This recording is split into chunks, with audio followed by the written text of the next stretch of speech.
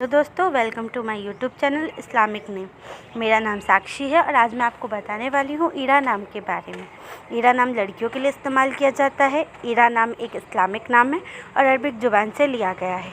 ईरा का मतलब होता है गॉड गिफ्टेड, मतलब भगवान का उपहार। बात करें इनके लकी नंबर की तो इनका लकी नंबर है 3, मतलब 3। बात करें इनके लकी दिन की तो इनका लकी दिन है संडे एंड ट्यूसडे, मतलब रविवार और मंगलवार।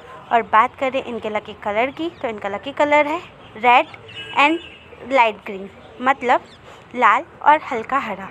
और बात करें इनके लकी स्टोन की तो इनका लकी स्टोन है टोपाज। टोपाज का मतलब होता है पुखराज।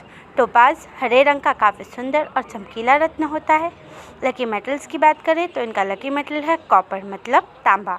अगर आपका नाम ईरा है तो कमेंट बॉक्स पर अपना नाम ज़रूर लिखें। ये जानकारी अगर आपको अच्छी लगी हो तो हमारे चैनल को सब्सक्राइब करें और वीडियो को लाइक करें। अगर आप अपने नाम के बारे में जानना चाहते हैं तो कमेंट बॉक्स पर अपना नाम ज़रूर लिखें। अपने दोस्तों के साथ इस वीडियो को शेयर करें।